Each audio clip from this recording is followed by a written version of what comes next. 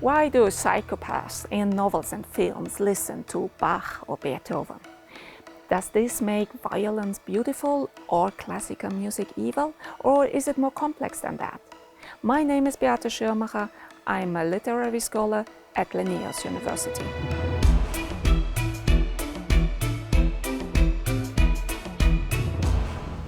Music loves violence.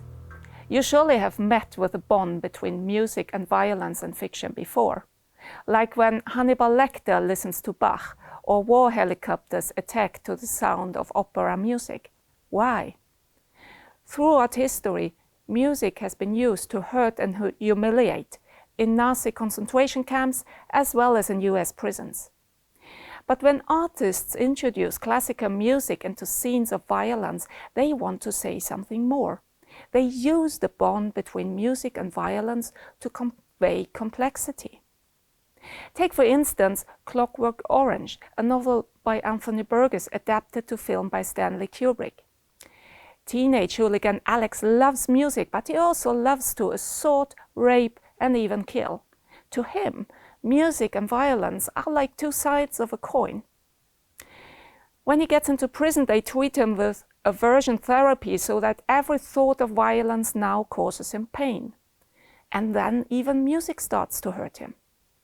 What's the point of this story?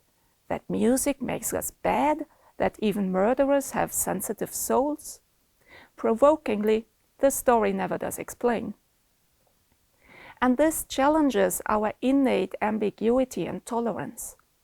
For the world is fundamentally ambiguous. When we try to make sense out of it, we use categories such as good, evil, right, wrong to cope with this. We can appreciate ambiguity when it is contained in a joke or an art. But when under pressure or threatened, we want certainty and straight answers to be able to decide, stay or flee, friend or foe, is it COVID or a cold? A story like Clockwork Orange works more like this famous puzzle. Do we see a rabbit or a duck? It's impossible to see both at the same time. When violence and music appear entangled together, they are prone to create a similar puzzle. The story of Clockwork Orange mixes music and violence, amusement and assault in a way that makes it difficult to decide whether to enjoy the beauty and the art or to respond to the violence described. Which value system applies here? It's as if you see something happening on the street, but you're not sure, is this a street performance or, wait, is this actual rape? This is not the kind of ambiguity we just can watch and enjoy. It feels crucial to decide. But how difficult can it be to distinguish between music and violence? You can tell apart a favorite song from a slap in the face, can you? But let me put it differently. Do you always know when noise ends and music starts?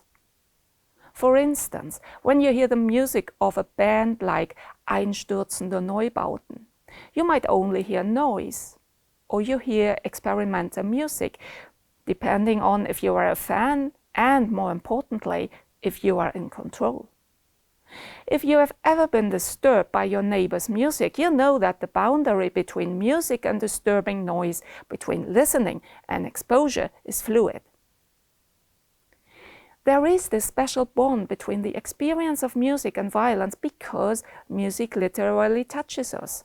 Sound waves resonate in our body, and therefore music can heal, but it can also hit, hurt, and even kill. Music is like sex, pleasure if you choose it, and assault if you lack control. Even the beautiful can imply physical pain, and physical control is part of social order. Very often the context decides whether we listen for music or react to noise. And in Clockwork Orange, both contexts, ultra-violence and high culture, are present so that refined culture or basic instincts are not easy to tell apart. Let me show you some examples. What is Alex doing here? I broke and spattered and cried, Oh, the bliss of it! It sounds like he is having an orgasm, but he is actually listening to a violin concerto. He feels music with his whole body. To him, sex, drugs, and classical music belong together. If he was a fan of rock and roll, the bond would be obvious. But when it comes to classical music, violent physical reaction becomes shocking. This passage mixes sensual pleasure and high culture, things we usually value very differently, and therefore this way to describe music provokes attitudinal ambivalence. We don't know how we should react. Kubrick's film adaptation is also full of provoking collisions and visual ambiguity. And even the soundtrack lingers on the borderline between music and noise. For example, look, or better listen to, the following scene, where we see a gang fight and hear opera music by Rossini. The music first seems unrelated to the destruction we see, the sound of smashed furniture and shattered glass. Yet, when snare drums and cymbal come in, it becomes difficult to distinguish between shattered window panes and percussion. And at the end of the scene, are you sure to know which intervals are part of the music, which are screams, and which are the police siren?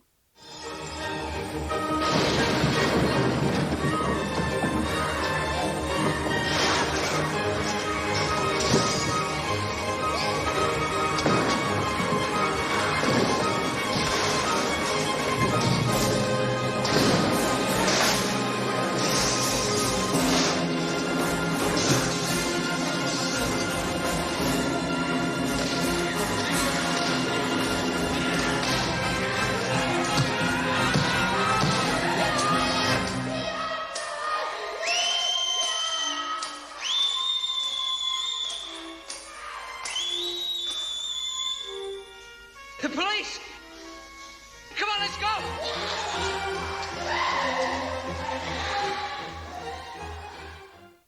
The sounds do not replace each other, but they are uncomfortably close.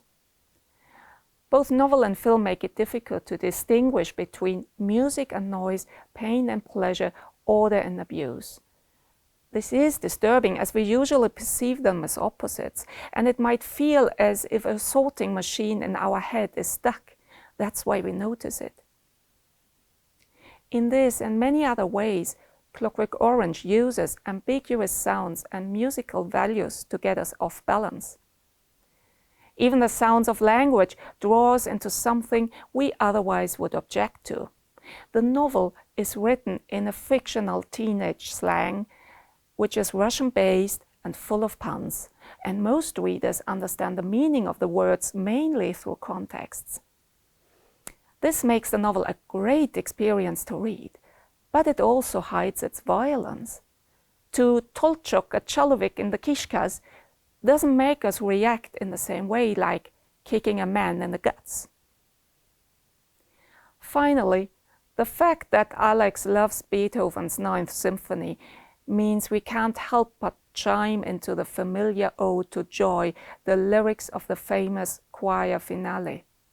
In case you know German and read this, you will have a hard time not hearing Beethoven's famous melody, which today even is the European anthem. And you might even continue hearing the ode to joy at the back of your head for the rest of this talk. So, when Alex starts to describe how he puts on a record with the lovely blissful tune all about joy being a glorious sparklet of heaven, and then continues describing not the music, but how he rapes two 10-year-old girls, a similar thing might happen. If the allusion to the Ode of Joy activates our musical memory, the melody can stick with us, and we contribute the virtual soundtrack of Alex's favorite music to a rape scene. The story of Clockwork Orange is not about music being bad or violence being good. Its ambiguity undermines our concepts of order. The story makes us aware of the disturbing feeling of unresolved ambiguity that we want to solve but cannot. Novels and films like that are therefore a great opportunity for us to learn how to endure ambiguity. Usually, our first reaction to ambiguity is to create certainty, to decide this is a black duck or this is a white rabbit, although we are confronted with a grey duck rabbit. To avoid any discomfort, we might only speak to people who see what we see. To be partly wrong feels better than to remain stuck in attitudinal ambivalence. But in fact, we can only see the duck and the rabbit together when we dare to face views quite unlike our own, when we are forced to question our own reaction. We learn the most when we encounter controlled, unexpected answers, sociologist Armin Nasehi says. This happens when people meet who usually do not talk to each other. In Clockwork Orange, we meet controlled, unexpected answers too. The story questions our own instinctive responses. It makes us feel our ambiguity and tolerance. And this increases the chance that we will recognize it the next time we want to embrace seemingly simple solutions.